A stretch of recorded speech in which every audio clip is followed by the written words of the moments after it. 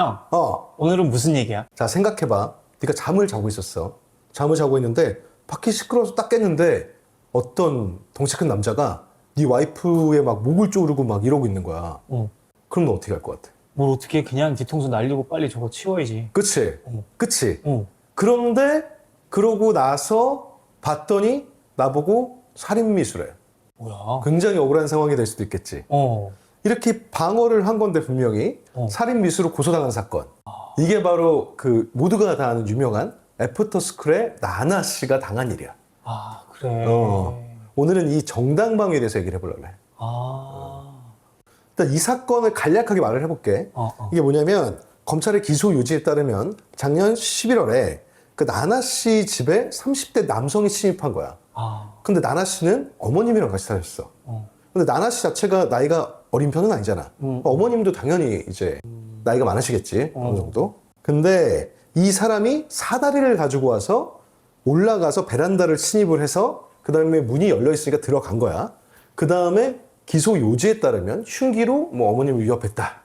그 상황에서 나나 씨가 잠에서 깨서 뭐 제압을 했고 그 상황에서 나나 씨랑 어머님 다치고 그리고 침입했던 남자도 같이 다친 거야.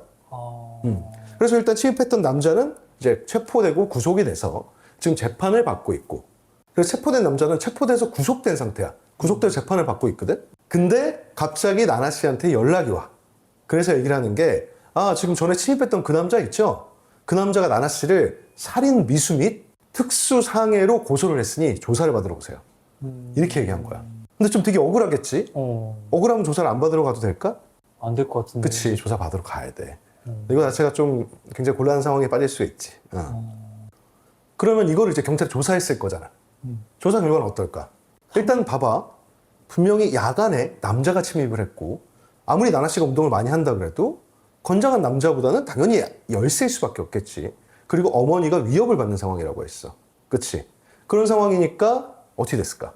당연히 이런 상황이면 정당방위 인정해줘야 되는 거 아닌가?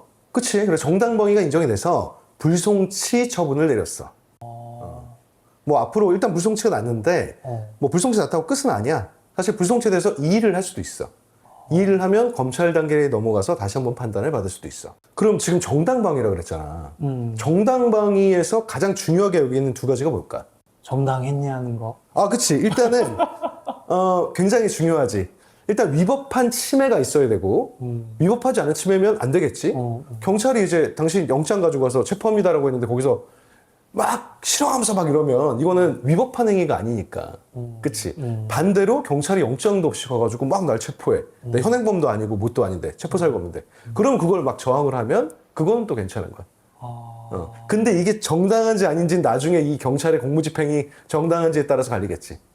근데 어쨌든 과거에 그런 사례도 있었어. 사례 중에 변호사 사무장이 참고인 조사인 줄 알고 이제 갔는데 거기서 갑자기 특별히 사유도 없는데 체포를 해버린 거야. 그래서 거기서 검사랑 변호사랑 막 몸싸움이 있었어.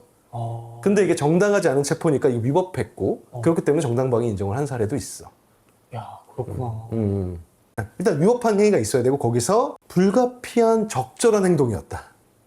만약에 누가 자꾸 와가지고 날 툭툭툭 쳐. 이렇게 툭툭툭 쳐 귀찮게 그러면 이렇게 밀어낸다거나 아니면 뭐 피한다거나 이럴 수 있잖아. 근데 거기서 만약에 툭툭 친다고 주먹을 확 쳤어. 그럼 이게 과연 불가피한 대응이냐? 너무 지나치잖아.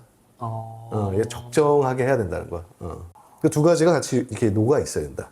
그랬을 때 분명히 뭐 때리는 행위든 나나 씨도 굉장히 이제 뭔가 다쳤으니까 그 침입한 남자도 어떻게 보면은 폭행이 될 수도 있고 상해도 될 수도 있는 거잖아.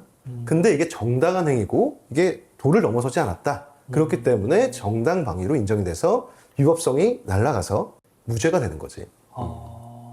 지금 이 사건 같은 경우는 그렇잖아. 일단은 집에 야심한 시간에 누가 들어왔어. 이거 자체가 굉장히 공포스러운 상황이잖아. 그렇지. 내가 외부에 있으면 피하면 되는데 집은 되게 소중한 공간이잖아. 그리고 무단 침입을 했고 또 지금 공소장에 보면 흉기로 위협을 했다고 했잖아. 흉기까지 들고 있었으면. 그러니까 지금 이건 좀 이견이 있어. 좀 이따 얘기하겠지만. 그리고 그거에 대해서 그걸 피하기 위해서 즉시 제압을 한 상황이기 때문에 정당방위로 인정을 한 거지. 내가 케이스를 몇 개 줄 테니까 정당방위인지 아닌지 한번 생각해봐. 일단 남자 2명이서 으슥한 골목길에서 기다리다가 여자를 이렇게 딱 잡아가지고 골목길을 끌고 가. 그래서 이렇게 막 추행을 하면서 막 키스를 해서 혀를 막 집어먹었어. 여자가 혀를 깨물었어. 정당방위일까? 절단됐어. 깨물어서. 남자 2명이면 뭐 당해낼 수가 없는데 그 정도는. 그치? 맞는 판단이야. 왜냐면 사실 남자 2명에서 몸을 제압하면 움직일 수 있는 곳이 없어. 그럼 거기서 본인의 이제 성적 자기결정권을 지키기 위한 최후의 어쩔 수 없는 수단이라고 생각을 해서 이거는 이제 정당방위. 또 있어. 절도범이 집에 들어왔어. 근데 집에 들어왔는데 딱 발견해서 딱 마주친 거야. 발견하자마자 딱 주먹으로 때려 눕혔어. 그러니까 절도범이 도망가려고 그러니까 도망가지 못하게 하려고 막 발로 밟고 막 머리를 치고 막 허리띠로 막 때리고 막 이랬어. 이거는 일단 목적은 도망가지 못하게 하려고. 잡아서 경찰에 넘기려고. 경찰에 넘기려고. 근데 이제 자꾸 도망가려고 하니까 발로 밟고 막 때리고 막 이랬어. 아, 요거 애매하네. 그치, 애매하지. 아, 경찰에 넘기긴 해야 되는데 또 계속 저항을 하니 이거 저항을 못 하겠네. 그러니까 완전 무기력하게 만들고 싶고, 그치? 그러니까 참 애매하다. 아, 모르겠어 이 부분은. 근데 이게 사실은 만약에 처음 맞닥뜨려서 제압하려고 뭐 하다 보니까 때렸어. 그런 다음에 눕힌 다음에 관절을 제압을 해서 잡고 있었으면 그 정도면 정당방위가 될 텐데 이건 막 밟고 막 때리고 너무 좀 이거는 그 최소한의 선을 넘었잖아. 이 경우엔 정당방위 인정이 안 돼. 법원이 판단하기로는 처음에 때렸을 때 제압했을 때 이미 부당한 침해는 일단 종료가 됐다. 침해는 종료가 됐다. 그래서 종료가 됐거나 완화가 됐는데 이후 추가로 도망가는 범인을 제압하는 수단으로 썼잖아. 그 목적은 그렇다 하더라도 좀 과도하다. 적당히 했어야 된다. 뭐 이런 거지. 그리고 봤을 때는 이 정도면은 방위 의사 넘어서서 공격 의사나 보복성이 있다. 이렇게 판단을 한 거야. 아, 그리고 또 이런 거 있어. 막 어떤 게임을 하다가 막 화가 난 거야. 게임하면 막 현피 뜨자 이런 거 많잖아. 그치? 진짜 현장에서 현피를 만나자. 뜬 거야. 서로 싸우자! 라고 해서 싸운 거야. 그럼 이거는 싸우자고 서로 한 상태에서 막 싸운 거거든? 그럼 요거는 어떻게 될까? 가해 행위 자체가 서로 계속 날 때리는 현재적인 위협이 있잖아. 싸우자고는 했지만. 거기서 나의 행위는, 맞아, 공수는 항상, 공격과 수비는 동시에 존재해야 되잖아. 그치? 그 목적 자체가 서로 싸우자 그치. 만난 거니 뭐 정당방위라는 개념이 없는 거 아닐까? 정당방위가 아니지. 방위는 방위지. 공격이 들어가잖아. 그러니까 그거는 정당방위가 될 수 없다. 거의 대부분 쌍방폭행이 되는 게 시비가 붙으면 보통은 한쪽에서 되면 한쪽도 막 같이 붙고 막 때리고 이러니까 이제 거의 쌍방이 되긴 하는 거야. 그러니까 뭐냐면 나는 가해자이자 피해자인 거야. 서로 처벌을 받는 거야. 그럼 둘 다 그냥 둘 다 처벌 받는 거야. 처벌받는 거야. 그래서 일반적으로 제일 많이 하는 게 싸움 붙어가지고 뭐 툭툭툭 하다 보면 쌍방이야 이렇게 하는 경우가 많잖아. 왜냐면 폭력 사건 같은 경우에는 특히 진술만으로 거의 인정이 되는 경우가 많거든. 이게 CCTV가 있으면 명확하겠지만 없는 경우가 더 많고 그럴 때는 뭐 진술만으로 인정되는 경우가 많고 그러니까 막 그렇게 한 다음에 나중에 지 혼자 자해하고 막 이런 것도 있잖아. 쌍방이라고 주장하려고. 내가 더 많이 다쳤네, 뭐 얘가 흉기를 들었네. 물론 흉기 든 거는 지문을 뭐 따볼 수는 있겠지만 뭐 어쨌든. 진짜 길거리에서 시비 붙으면 그냥 빨리 그냥 진짜 도망가야겠네. 진짜 도망가야 되는 게 제일 좋아. 도망가는 게 제일 좋아. 왜냐면 뭐 정당방위 하면 뭐해, 맞으면 아픈데 다치는데 정당방위 인정하기도 어렵고. 인정이 될지 안 될지도 모르고 내가 가해자가 될 수도 있고. 그러니까. 그러니까 최대한 도망가고 최대한 CCTV 있는 쪽으로 가야 돼. 어떤 사람이 칼을 들고 막 위협을 하는 거야. 막 술 취해가지고 그런 사람 많잖아. 야 찔러봐 이러면서 야 하면서 막 쫓아가는. 도망갔어. 그래서 딴 곳으로 도망갔는데 다른 룸으로 도망갔는데 거기까지 들어와서 막 이러고 있는 거야. 그러니까 도망가는 와중에 이 사람도 칼을 이제 챙겨온 거지. 그래가지고 들어와서 막 이러니까 푹 찔렀어. 그럼 이거는 정당방위가 될까? 그거는 돼. 어떻게 알았어? 그거 좀 애매하지 않아? 아니 얘도 칼 들었으니까. 그치, 나도 칼 무섭지. 아유, 좋았어. 하여튼 그런 경우가 있어. 그러니까 중요한 게 칼을 찌는 행위 자체가 방위의 정도로는 좀 초과했다. 과잉 방위이긴 한데 이게 일단은 부당한 침해도 있고 한번 피하려고도 했었고 더 이상 피할 곳이 없었고 그리고 야간이고 불안하잖아. 그 공포 흥분 상태에서 어떤 우발적으로 행해졌기 때문에 뭐 불가불적 가잉 방위라고 하거든. 그래서 뭐 무죄를 판단한 그런 경우가 있어. 누군가가 만약에 칼 들고 와서 아까처럼 그런 상황이었다면 바로 보자마자 부엌에 뛰어들어가서 바로 칼 가지고 찔렀으면 그러면 얘기가 달라지지. 아니 그냥 도망을 갔으면 부엌에 뛰어가고 부엌으로 도망을 갔어야지. 그랬어야지. 옆에 있는 칼을 막 하니까 옆에 있는 칼을 들어가지고 뭐 이렇게 방어를 이제 대치를 하다가 도망을 갔는데 또 쫓아와서 했으면 뭐 그런 상태에서 이제 더 이상 갈 곳이 없잖아. 이제 그러면 그 정도는 이해를 한다. 그 정도는 이해하지만 너무 심하긴 하지만 이거는 좀 그 상황을 전체로 봤을 때 너는 최선을 다했다.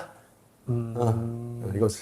근데 참 뭘 최선을 다한 건지 진짜 어려워. 이게 되게 어려워. 내가 뭘 최선을 다한 거지? 내가 나를 가하려는 사람을 지켜주는 걸 상당히 노력했구나. 이걸 내가 얘기해줘야 되나? 근데 사실은 그래서 실질적으로는 만약에 내가 정말 위험하거나 내가 정말 사랑하는 사람이 위협에 처했으면 뭐 어쩔 수 있어? 처벌받을 가능성을 그냥 염두에 두고 그냥 처벌 받을 정신이 있겠어 사실? 그치? 그러니까. 뭐 그 사람 죽인다는 개념보다는 뭐 어쨌든 지키고 뭐 이 상황을 종료시키는 그치 종료시키는 개념 정도로 그러니까 개념 자체가 가해한다는 개념이 아니라 종료시킨다는 개념으로 좀 그 행동의 액션이 과하더라도 뭐 사실 생명과 안전이 제일 중요하지 않겠어? 처벌받는 거는 그건 나중 얘기고. 그러게. 이 나나씨 사건 같은 경우에는 이 그림 자체가 그렇잖아. 이게 길바닥에서 지나가다가 부딪혀서 시비 붙은 게 아니잖아. 분명히 평온하게 야간에 자고 있는 집에 들어왔다는 것 자체가 위협이거든. 그 상황에서 그것도 말했지만 이게 바뀌었으면 그 행위가 좀 더 다르게 평가됐을 수도 있어.